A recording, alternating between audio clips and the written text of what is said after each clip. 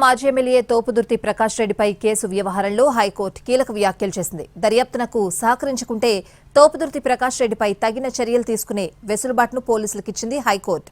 తోపుదుర్తికి ముందుగా నోటీసులు ఇచ్చి అతని వివరణ తీసుకోవాలని ఆదేశించింది ఉన్నత న్యాయస్థానం.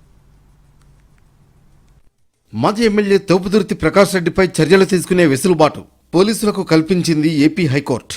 మాజీ సీఎం వైఎస్ జగన్ పాపిరెడ్డిపల్లి పర్యటన సమయంలో హెలికాప్టర్ దెబ్బతినడం, ఆ తర్వాత జరిగిన పరిణామాలతో రాప్తాడు మాజీ ఎమ్మెల్యే తోపుదుర్తి ప్రకాష్ రెడ్డిపై కేసులు నమోదయ్యాయి.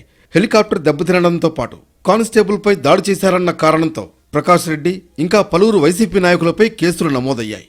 ఈ సంఘటనతో ప్రకాష్ రెడ్డి అనంతపురం జిల్లాలో లేకుండా వెళ్లిపోయారు. ఓవైపు పోలీసులు తోపుదుర్తి కోసం గాలిస్తుండగానే నిన్న ముందస్తు బెయిల్ పిటిషన్పై హైకోర్టులో వాదనలు జరిగాయి. ఈ సమయంలో హైకోర్టు కీలక వ్యాఖ్యలు చేసింది.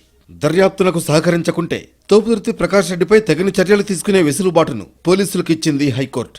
తోపుదుర్తికి ముందుగా నోటీసులిచ్చి అతడి వివరణ తీసుకోవాలని ఆదేశించింది ఉన్నత న్యాయస్థానం. హెలికాప్టర్ విండ్షీల్డ్ పగిలిన ఘటనతో పాటు పోలీసులపై దాడి ఘటనలో తోపుదుర్తి సహా 200 మందిపై కేసు నమోదు చేశారు పోలీసులు. ఇప్పటికే ఈ ఘటనలో తోపుదుర్తి అనుచరుల్లో కొందరిని పోలీసులు అదుపులోకి తీసుకున్నారు. తోపుదుర్తి కోసం పోలీసులు గాలిస్తున్నారు. దీంతో ముందస్తు బెయిల్ కోసం హైకోర్టును ఆశ్రయించారు తోపుదుర్తి ప్రకాష్ రెడ్డి.